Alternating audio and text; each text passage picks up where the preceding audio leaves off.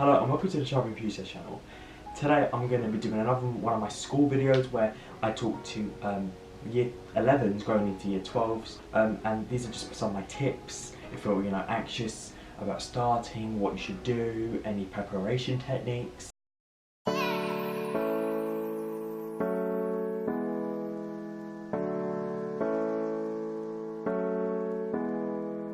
If you haven't subscribed already, please subscribe. I really do appreciate it. We're on 98 at the moment, and I know that's not loads, but I'm so happy with all of them. First tip is I definitely recommend reading around the subject, especially if you have no idea what it's about and it's the first time studying it. Like I said in my previous videos, I studied A-level psychology and sociology, and I did not do it at GCSE. I didn't have the opportunity to study at GCSE, so it was all brand new to me.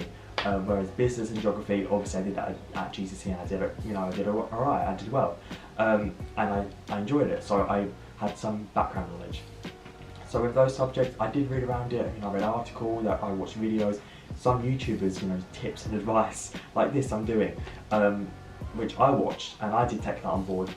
Don't do too much because you don't know what exam board you will be doing. If you do, then that's great, but if you don't, then don't learn too much information because it might not be relevant. I know, I'm not saying do not do extra reading, don't do extra research. Teachers love that, and it's perfect, but you don't want to read on the wrong things because at the end of the day, you are tested on set things, set topics, on set units, and if you're learning about, say for example, you get tested on these 10 studies, then you're learning about something else, you may not, and you're testing them 10. That what you're learning about might not be relevant and you might not be tested. I mean, you can bring it in to support answers, but at the end of the day, you don't want to risk that. My second tip kind of thing is, advice is to keep all your revision guides and like exercise books, notes from GCSE. I know sounds a bit weird because obviously A-level and GCSE are completely different, but they will help you.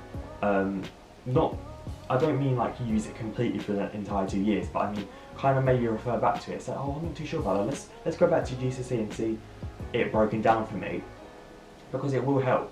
Especially again, if you're new to this, then you can maybe borrow someone's GCSE exercise book or a textbook that could give you foundation. Because there's one person in my class, which I did mention in one of my videos, he took A-level geography, did not do it at GCSE geography, so he knew nothing. And well, that's a bit harsh.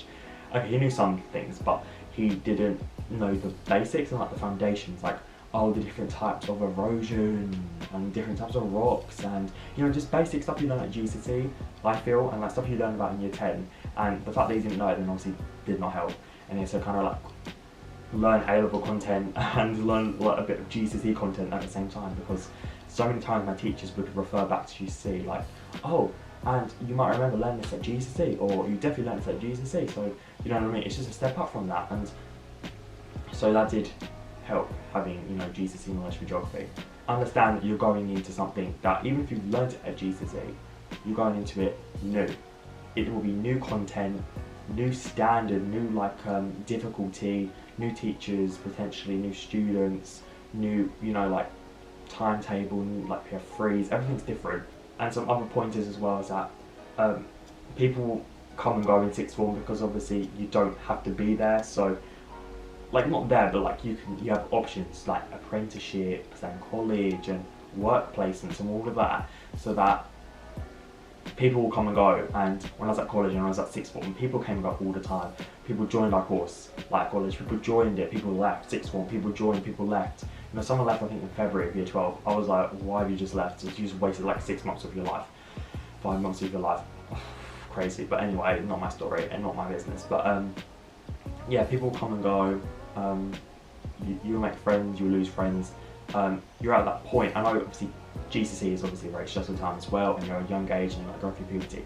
But I feel like 17 and 18 is even more of a difficult time. Like, you're doing your A-levels or BTECs, you're applying for university, you're potentially getting a job. Yeah, a job, maybe taking on more hours, because obviously when you're like 15, 16, you can't really work, or you don't do that many hours. You're doing all this, you're figuring all this out, taking on hard subjects. It's a stressful time, and you will break up with people, lose friends. I went through loads of, actually not that many in sixth form. I had like my set group really in sixth form, but more so in college. I went through so many groups of friends, and I think, I don't know, it was a mixture of things really, just me not clicking with people, me changing, and just, it was just a storm really. And that's going to happen, you know, you're at like a delicate age where things are going to change, and that's okay. At the end of the day, you just got to go into it with an open mind, you know. Someone's calling me, sorry. Hello? Hello? Okay, I'm just wrapping up my video. You just called me in the middle of filming. I'm in the studio. I'm f***ing roasting with this live, but anyway, alright, bye. Alright, bye, thanks. Also, a common question that always, you know, moves around sixth form and college is, should I do 3 A-levels? Should I do 4? Do 3. Okay, I know it's very blunt, but do 3. A-levels aren't easy. I know I've said this in vlogs and everything, like, oh, Massimo always says that, whatever. I know, but doing 4, I know people think I was only 4, like GCSE I only did 11 subjects. A-levels are different to GCSE, and doing 3 versus 4 is a lot different. You have less frees, bearing that in mind.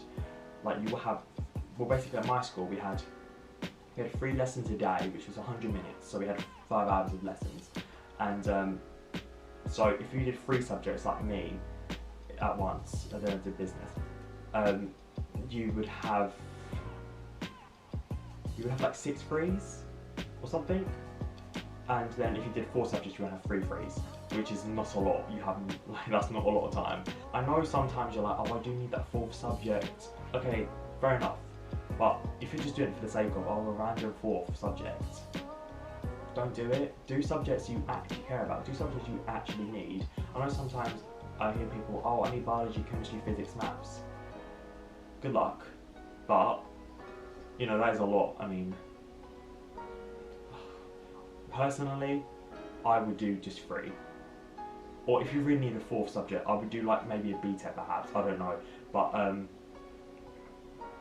doing 4 is a lot. I know people who did 3, I know people who did 4, and they said 4 is a lot, and they wish they did 3. So personally, from my own experience, from what I've heard, from teachers' advice, I would only do 3. That's all universities ask for, that's all universities need. They don't really care about the 4th subject, unless they ask you UCAS points. But normally, typically, universities ask for grades like BBC or ABB or whatever. You never see 4 subjects they ask for. Even like Cambridge and Oxford, they ask for 3 subjects. So, you do you, but at the end of the day, you should do 3. You will love sixth form so much, you will love A-levels. I know at times there are ups and downs, and I was like, oh, am I doing the right thing? A-levels worth it. I loved A-levels. Like, now I think about it, the wider picture, I had such a great time, like with my friends, and my teachers were lovely, and my subjects were just so interesting. I just came into each lesson like, oh my god, this is so interesting, I love it. And you will have the best time, and it will go so fast. Honestly, year 12 for me went quite slow, but year 13, because obviously you finish in June, mid-June, I finished in mid-June, it goes so quickly. You have no time to think about, like, time. You have the mocks, you have coursework, you have your actual exams, you have field studies like I did for geography, you know, you have applying for university, your personal statements, craziness, like, it just goes so quickly. So really enjoy sixth form, enjoy college, enjoy your A-levels, BTECs, whatever, because it will go quick, and next thing you know it, you'll be applying for university. Actually, some of you will probably be applying for university now, because I started writing my personal statement in June, July, then sent it off in November. So yeah, you're probably craziness of it all, university applying. But good luck if you're starting. Any messages, any comments, just leave them to me. I will reply quickly as possible. I'll try and do some more videos leading up to the start of sixth form. Just quick tips or whatever, or advice, or how to revise, all of that. I've already did that, but more in depth, whatever. So yeah, thank you for watching this video. Please give it a thumbs up. If you're new to the channel, please subscribe. Thank you.